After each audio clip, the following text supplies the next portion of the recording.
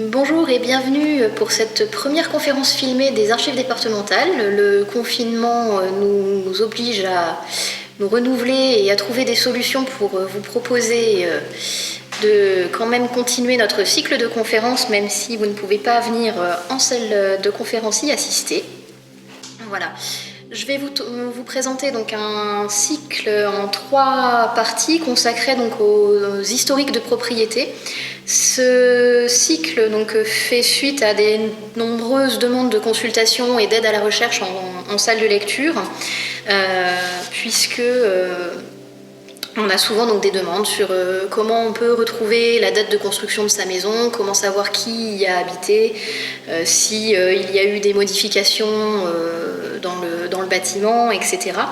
Et donc l'objectif, c'est de vous expliquer un petit peu comment on va pouvoir utiliser les différents documents conservés aux archives pour retrouver ce type d'éléments d'information. Alors, dans un premier temps, cette séance va être consacrée donc aux archives cadastrales, puisque ça va être la première source de base qui va permettre de travailler sur l'historique et la succession des différents propriétaires. Et on va voir que la seule exploitation de ces documents va nous permettre de retrouver déjà un certain nombre d'informations. Par exemple, on va pouvoir retrouver la trace d'une augmentation de la surface du bâti ou ce type d'éléments d'information. Alors, tout d'abord, je vais vous proposer quand même de faire un petit rappel historique. Qu'est-ce que c'est que le cadastre ? Le cadastre trouve son origine sous Napoléon, qui a lancé donc des opérations de création du cadastre, donc qu'on appelle napoléonien, avec un objectif fiscal avant tout. L'idée était de lister tous les propriétaires de parcelles, afin également donc de lister les valeurs foncières, la nature de propriété, d'établir donc une cartographie extrêmement précise de la propriété en France. Ceci afin de pouvoir bien sûr établir le montant de l'impôt à payer pour chaque propriétaire. Donc, nous on dit vive les impôts, en tout cas les impôts fonciers sont très intéressants pour permettre ensuite de faire des recherches dans ces documents qui ont été conservés donc et mis à jour sur tout le 19e et le 20e siècle. Et qui sont encore de nos jours établis, mis à jour très régulièrement, maintenant sous un format électronique. Tout d'abord, donc, ces documents cadastraux, on va partir du plan, bien sûr. Donc, il y a le plan cadastral napoléonien qui est établi en premier lieu et au-delà du plan, on va donc avoir des listes de propriétaires, des listes de propriétés qui vont nous permettre de faire les recherches. Le plan cadastral napoléonien pour chaque commune est établi en fonction du territoire, qui est divisé en sections qui sont représentées qui sont identifiées par des lettres. Donc on a la lettre A, B, C, D. Pour les grosses communes, on arrive souvent à la lettre G. Donc voilà, en fonction de la taille du territoire, on va avoir plus ou moins de sections. Et les sections peuvent également être divisées en feuilles. Donc on va avoir la section A1, A2, A3. Et ensuite, donc, dans chaque section, on a toutes les parcelles qui sont numérotées de 1 à N. Ça, c'est quelque chose qu'on retrouve pour l'ensemble des communes. Ce plan cadastral napoléonien va être utilisé, va servir de base pendant tout le 19e siècle, une bonne partie du 19e siècle, voire même parfois le début du 20e siècle. Donc le plan n'est pas mis à jour aussi régulièrement que les matrices. Ça va parfois poser quelques petits problèmes, on va voir ça plus tard, mais donc ce plan c'est vraiment la base pour faire les recherches de propriété jusque le début du XXe siècle. Ensuite on a souvent une première opération de rénovation, donc on va avoir des cadastres rénovés. Alors souvent, au moment de la rénovation, les références de parcelles les références des sections, vont être représentées là par des lettres qui sont doublées. Donc on va avoir la section AB, BC, etc. Et il va y avoir une troisième phase dans les plans, ça va être les grandes opérations de remembrement. Donc suite à la multiplication des toutes petites parcelles, etc., on a donc procédé et puis également donc à l'évolution des technologies, des méthodes également de travail pour faciliter notamment l'exploitation agricole. On a décidé donc de supprimer toutes les petites parcelles qui étaient complètement morcelées et de créer des très grandes, des parcelles, des surfaces beaucoup plus importantes qui permettaient une exploitation beaucoup plus rationnelle des sols. Et donc ces opérations de remembrement ont conduit à la création de nouveaux plans. Et cela, donc là on a des lettres qui vont, des lettres de section qui donc là vont faire apparaître des lettres comme Y, Z, des lettres, la lettre K également. Donc là on va avoir des sections AK, AY, AH. Voilà, donc là par exemple, disons que ces éléments-là vont déjà permettre aussi, en fonction des références de la parcelle, de savoir à peu près sur quelle période on se place. Donc ça va être, ce sont donc les plans, et donc ces plans sont accompagnés d'autres types de documents. Donc on va avoir tout d'abord les états de section qui ont été créés, donc ça en même temps que le cadastre napoléonien.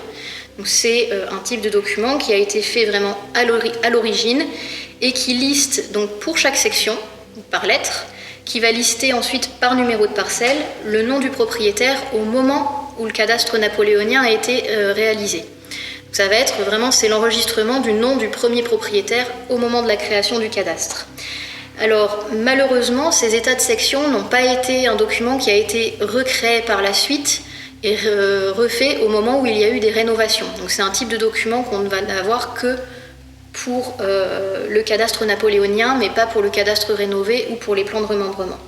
Ces états de section donc, permettent de trouver le nom d'un propriétaire et ensuite ils vont permettre donc d'accéder aux matrices cadastrales qui sont là en fait la liste pour chaque propriétaire de toutes les parcelles qu'il possède sur le territoire d'une commune. Et là on va retrouver bien sûr toutes les informations détaillées, donc la situation géographique de la parcelle, sa surface, sa nature, leur valeur imposable.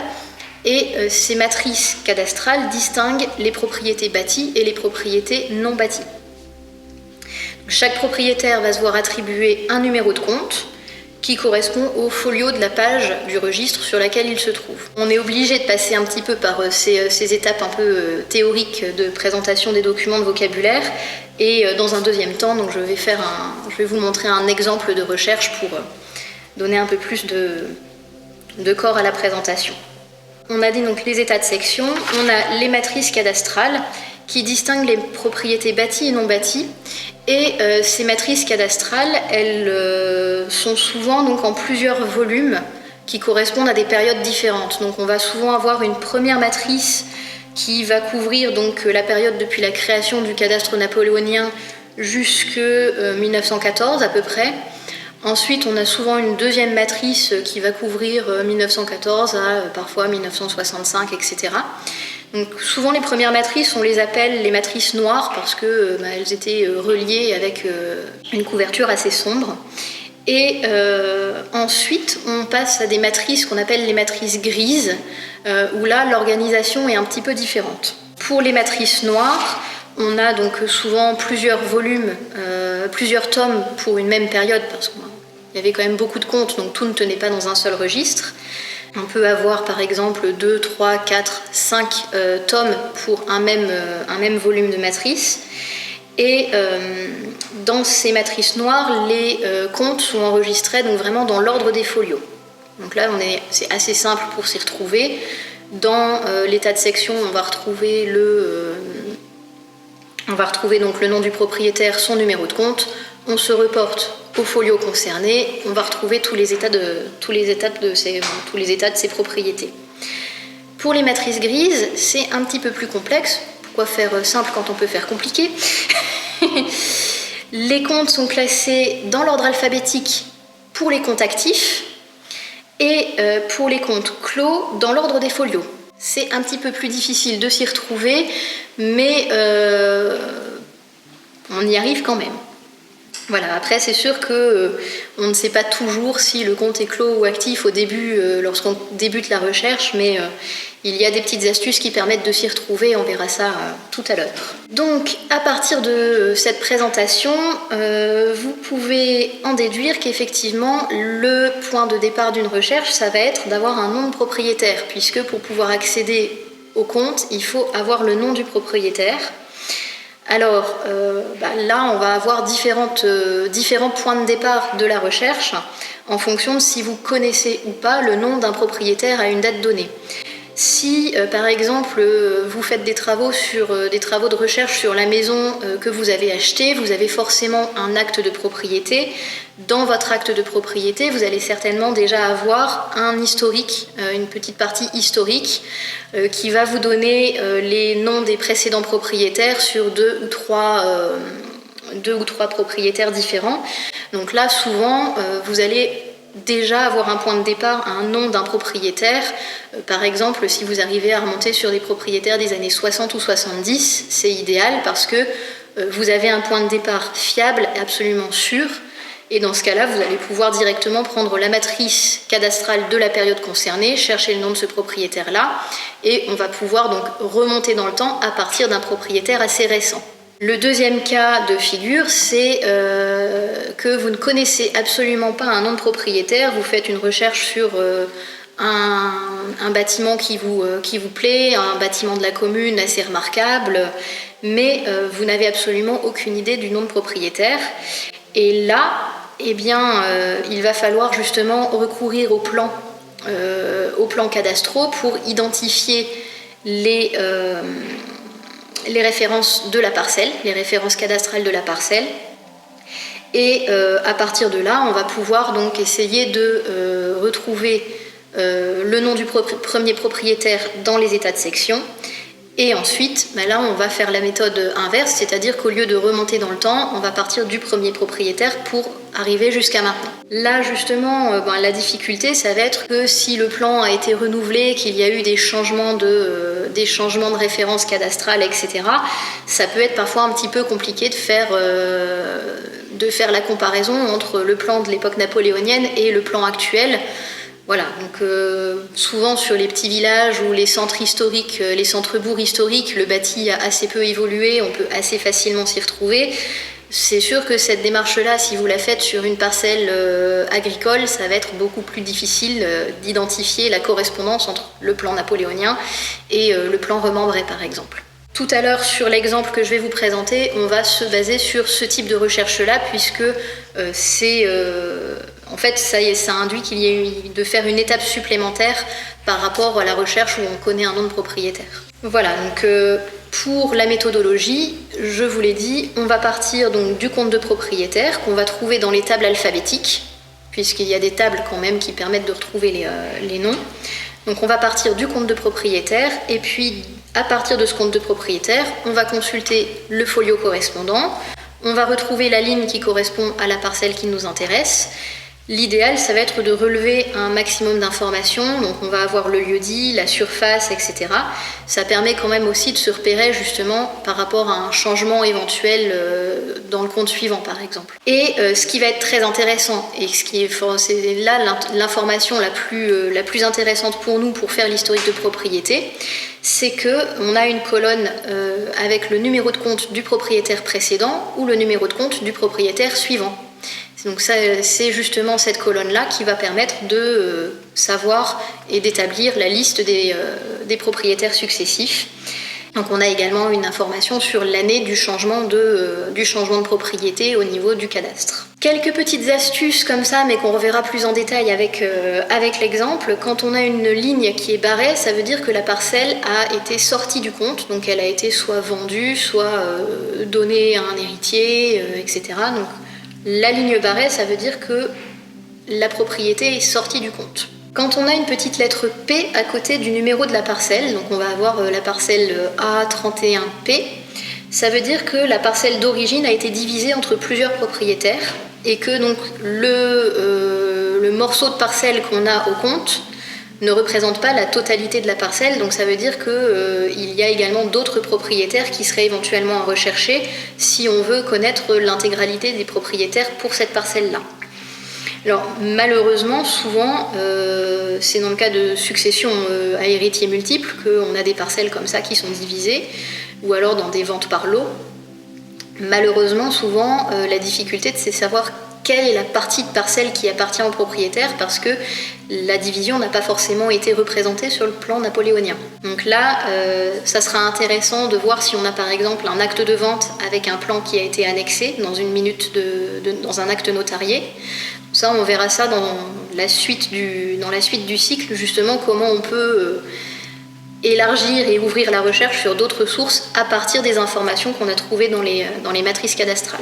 On peut également avoir des informations sur, par exemple dans les colonnes justement sur les nouveaux ou anciens numéros de folio, parfois on retrouve des abréviations, par exemple CN. Là, ça veut dire qu'on est sur une construction nouvelle. Voilà, par exemple. Donc là, ça permet justement de savoir qu'on a un nouveau bâtiment qui est construit. Je vous ai dit que les matrices faisaient la distinction entre les parcelles bâties et les parcelles non bâties. Alors souvent, dès lors qu'il va y avoir une construction sur la parcelle, vous allez avoir en fait deux lignes d'enregistrement. Donc il va y avoir une ligne où on va avoir la mention nature de propriété sol, et une ligne où on va avoir la nature de propriété, maison, grange, ou autre type de bâtiment, bien sûr. Donc, dès lors qu'on a la mention sol, il faut se dire, tiens, ça veut dire qu'il y a un bâtiment qui est dessus.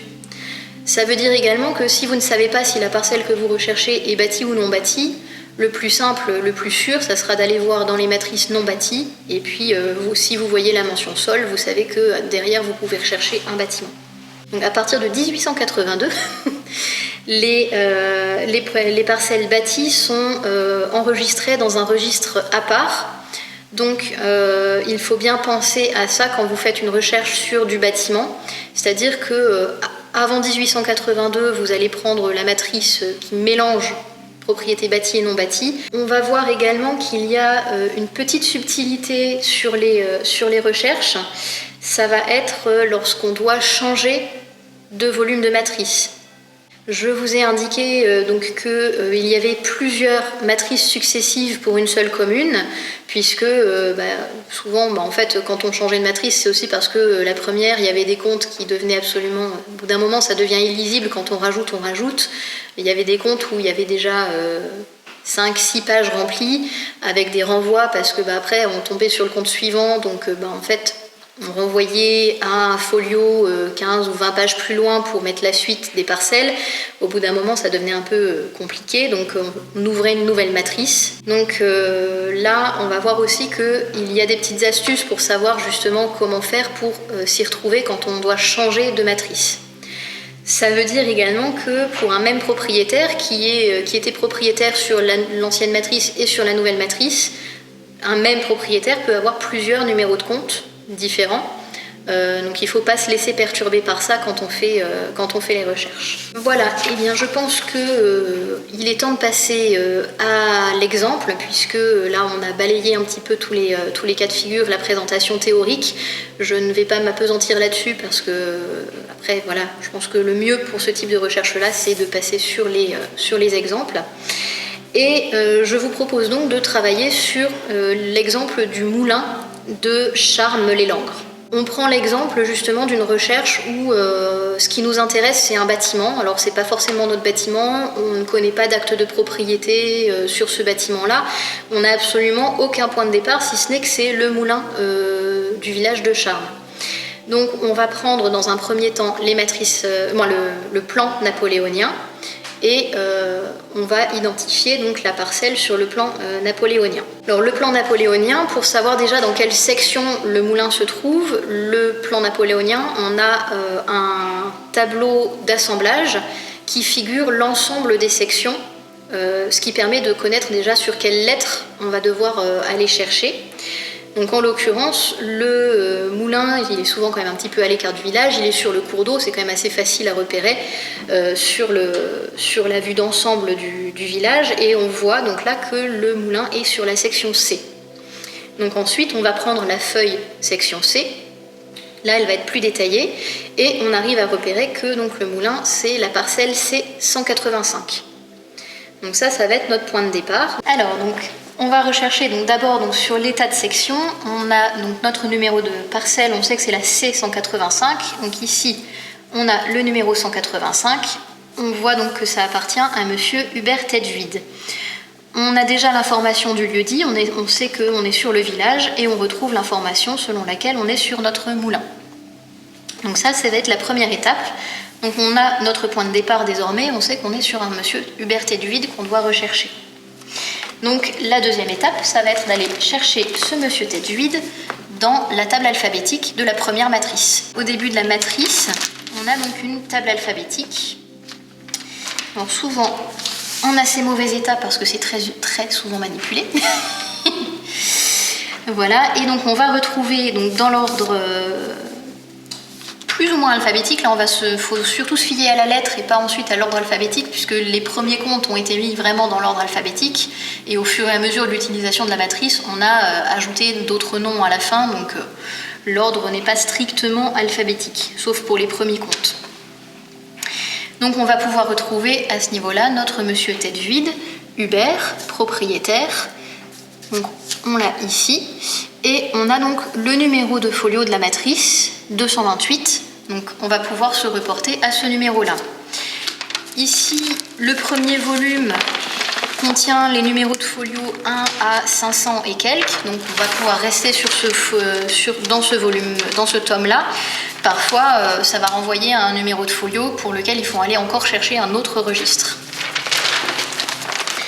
Donc là, on arrive au numéro. Donc c'est les petits numéros, les numéros de folio, c'est les petits numéros qui sont tout là-haut. Et là, on arrive donc sur Monsieur Hubert tête vide. On est bien au folio 228. Et là, eh bien, on voit que c'était un gros propriétaire terrien, puisque toutes les parcelles-là lui appartiennent. Voilà. Donc, comment ça se présente la matrice? Vous avez ici donc les colonnes année de la mutation, entrée et sortie. Vous avez ici toutes les indications liées à la situation de la parcelle. On retrouve la lettre de la section, le numéro du plan, le lieu-dit, la nature de la propriété. Est-ce que c'est une terre, une friche, un jardin? C'est assez détaillé, hein. On a la surface de la parcelle et on a des indications sur le revenu imposable. Et puis donc ici on a également donc, les numéros de compte des parcelles ou du folio du compte où passe la parcelle ou d'où vient la parcelle quand on est en train de faire la recherche dans l'autre sens. Donc là, parfois on va avoir un peu à tourner quelques pages. Voilà. Et donc là, on retrouve ici notre C185, le moulin, au lieu dit le village.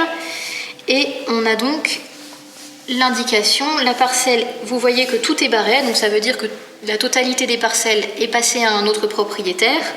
En l'occurrence ici, on a donc le numéro 247, numéro de folio du propriétaire suivant.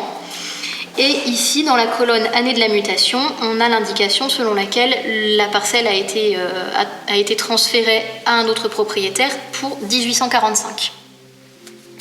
Donc on va prendre le folio 247 pour la suite de la recherche. Donc on a cette fois-ci une Jeanne tête vide comme propriétaire. Et donc là on va pouvoir refaire la même démarche, retrouver donc la parcelle C185. Alors ici on voit qu'elle n'est pas dans la première feuille et je vous disais que parfois il y a des renvois sur d'autres numéros de folio. Donc là vous avez une petite mention continuer au folio 282. Donc là c'est le jeu de loi, hein, rendez-vous à la case-temps. Continuer au folio 282, on a bien de nouveau l'indication tête vide Jeanne, on ne s'est pas trompé. Et on va retrouver ensuite la parcelle C. Là on est sur du A, on est sur du B. Là on est toujours sur du B, on est toujours sur du B. C, on arrive à C. 185, on retrouve notre sol. Donc là, on voit bien qu'on a deux lignes. 185 le moulin, 185 le sol, puisqu'on est encore sur une matrice. Donc là, on voit bien ici qu'on a donc deux lignes 185. On a le moulin et on a le sol. On a bien la distinction entre le bâti et le non bâti. Et ici, donc, on voit bien, donc la parcelle est barrée, donc c'est qu'elle a changé de propriétaire. Vous voyez ici qu'on passe, donc on a le folio 311 qui correspond à, ça concerne pas uniquement la parcelle 185 mais d'autres parcelles également. Et ici, donc dans la colonne année de la mutation, on est en 1851. Donc le moulin en 1851 passe au compte numéro 311.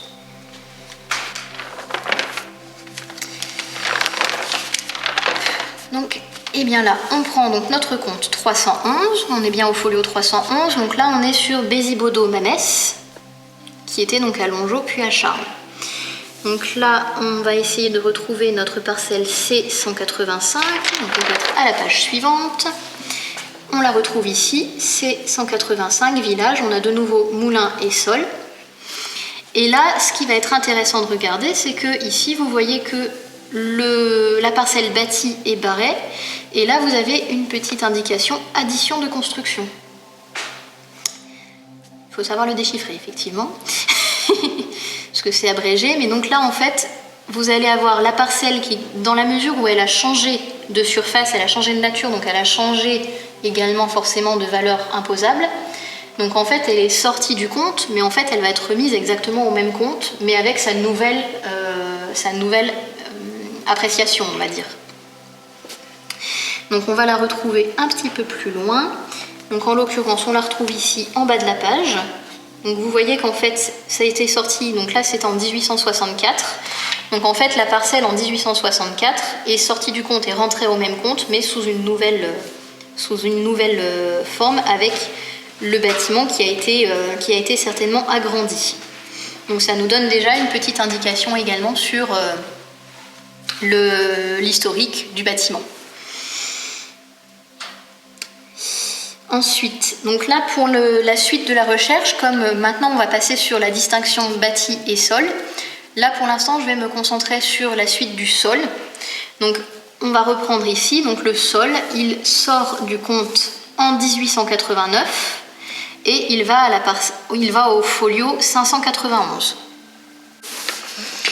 Donc là on a repris donc le folio 591, on arrive donc sur Bézi-Philippe Meunier, donc là c'est bien qu'on ne s'est pas trompé.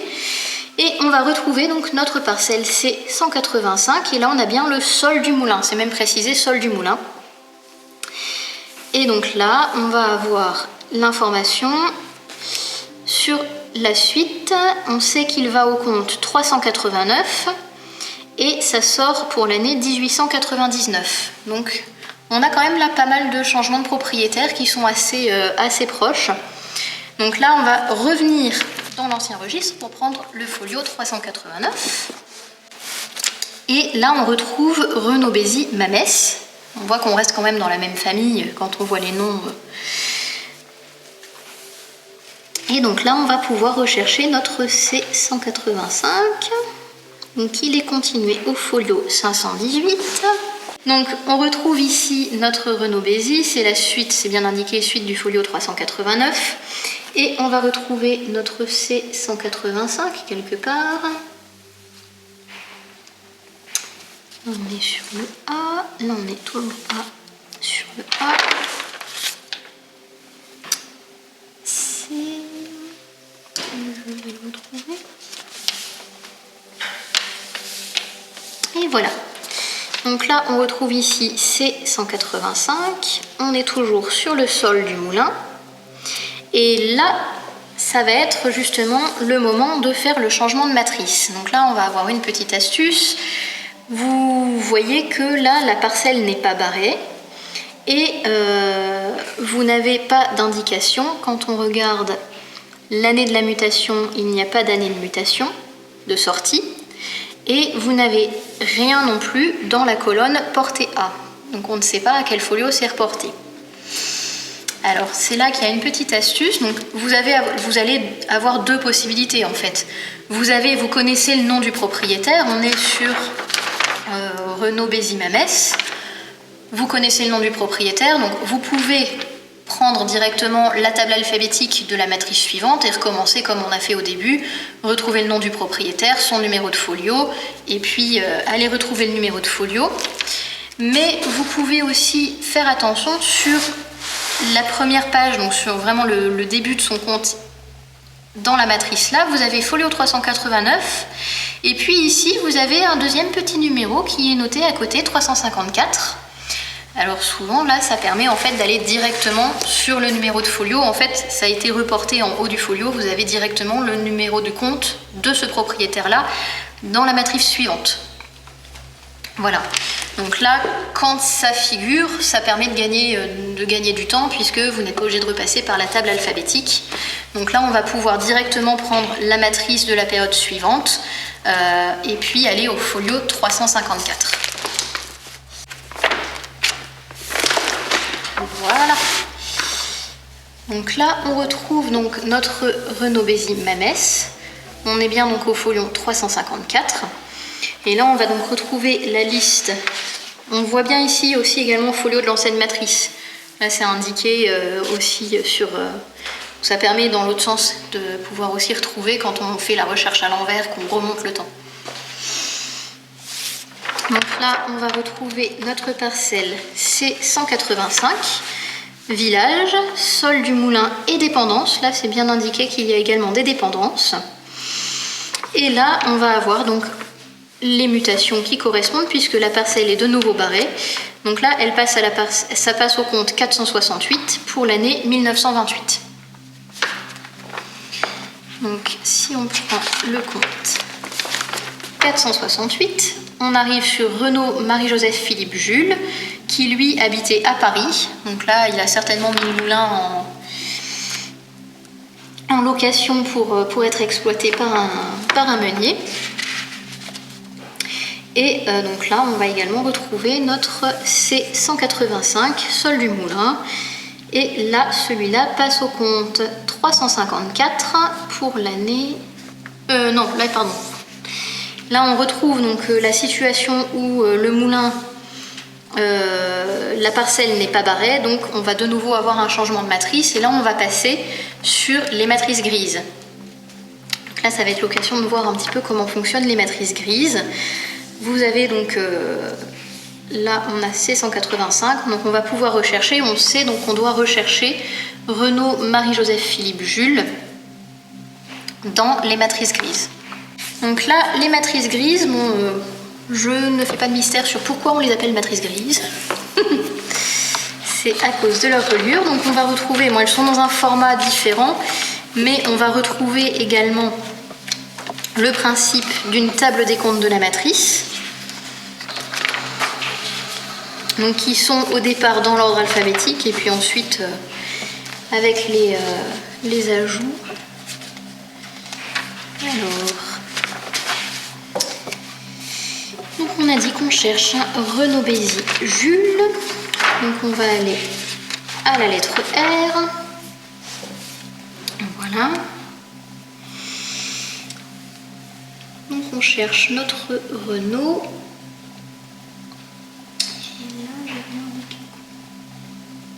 Marie-Joseph Philippe Jules Renaud. Voilà, donc on retrouve ici notre Renaud Jules donc au folio 151. Donc Renaud Philippe, etc. Donc là on a également pour la suite. Alors là on voit que le compte est barré. Je vous ai dit tout à l'heure que les comptes actifs sont classés dans l'ordre alphabétique des noms. Et les comptes clos sont en général donc barrés et les comptes clos sont classés dans l'ordre des numéros. Voilà, donc c'est ce qui va nous permettre ensuite de savoir à quel endroit du registre il faut aller chercher pour trouver le compte. Donc là, on va aller chercher à Renaud. Voilà, donc là, on va avoir plusieurs feuilles. Donc là, on va de nouveau avoir les propriétés bâties et non bâties qui sont dans le même registre. Donc là, on a ici donc C123-124 village, on est sur une maison cette fois-ci. Alors C123-124, c'est la nouvelle... en fait, c'est qu'il y a eu une renumérotation. Donc on était sur C185 avant pour le moulin, là on est sur une renumérotation. Et on voit que maintenant, ça passe en maison et non plus en moulin. Donc là, en fait, comment on sait que c'est la nouvelle référence, c'est que là, je suis allée consulter également le plan rénové, et sur le plan rénové, on retrouve cette numérotation-là. Voilà. Donc là, on voit qu'on a donc Renaud Jules et Renaud Philippe. C'est assez intéressant parce que ça vous permet de voir que là, parfois, on a un nom ici qui est barré et une indication pour telle année, on passe à un autre nom. Alors souvent, c'est que là, en fait, la totalité des propriétés au compte du premier propriétaire ont été transmises au propriétaire suivant par succession. Voilà, donc souvent ce que vous allez pouvoir considérer sur les changements de propriété, c'est que si la ligne est barrée et qu'il y a une indication d'un numéro de compte totalement différent, c'est sans doute une vente ou alors une transmission par succession, mais par des voies un petit peu annexes, c'est pas une succession directe. Quand on est sur de la succession directe, en fait, le nom du défunt est barré et on indique le nom de l'héritier sur la ligne en dessous, avec l'année pour laquelle la succession prend effet. Voilà, donc là on va retrouver donc la maison et on retrouve également donc les parcelles non bâties. Et donc là on retrouve notre C123-124 où on a nos parcelles de sol sur le village. Donc ça, c'est vraiment ce qui nous permet un peu de faire la liste des propriétaires, sachant que les matrices grises vont, pour celles qu'on conserve, on va jusqu'au milieu des années 70. On ne va pas au-delà, puisqu'après, les documents étaient encore conservés par les services fiscaux. Puis en plus, après, on est passé sur un système de microfiches, et là, la conservation était un petit peu plus délicate. Donc là, on en a fini pour l'exemple sur les propriétés non bâties. Après, on pourrait également reprendre donc, pour les parcelles bâties à partir de 1882 pour retrouver le même système, mais pour faire la même recherche, mais avec les propriétés bâties. Voilà un petit peu donc pour les exemples. Alors ce n'est pas toujours très évident de s'y retrouver. C'est des recherches qui demandent de pratiquer et encore pratiquer. Souvent les premières fois on va se tromper, on va oublier de relever un numéro de folio, on va avoir besoin de revenir en arrière. Mais voilà, donc c'est une première introduction sur les historiques de propriété. Comme vous l'avez vu, ça permet de retrouver quand même déjà des informations sur d'éventuelles modifications du bâtiment. Il y a des matrices où on a par exemple aussi une colonne pendant la période où il y avait une imposition sur le nombre d'ouvertures sur les portes et fenêtres. On a déjà des informations par exemple sur le nombre de fenêtres ou de portes cochères qu'il y avait dans le bâtiment. Voilà, donc c'est quand même des petits éléments qui peuvent être intéressants. Et pour la suite des recherches, je vous proposerai donc une deuxième séance consacrée aux archives du service des hypothèques, qui là vont permettre déjà d'entrer un peu plus dans le détail, puisque à partir des noms de propriétaires et des années de succession, on va pouvoir, de succession ou de transmission du bien en l'occurrence, on va pouvoir retrouver des transcriptions des actes notariés, où là on va avoir des descriptions détaillées du bien, y compris donc de l'intérieur de l'organisation antérieure, le nombre de pièces, le type de pièces. Et donc sur une troisième séance, je vous proposerai de découvrir un peu les autres types de sources complémentaires, comme les archives de l'enregistrement, ou en l'occurrence pour les moulins, on a également des archives sur les droits d'eau par exemple, où là on va avoir des éléments un peu plus techniques sur les différents vannages, les prises d'eau, etc. par exemple. Voilà, donc ça permettra de voir un petit peu comment on peut aller plus loin, au-delà de la simple liste des propriétaires successifs avec les années de changement de propriétaire. Voilà.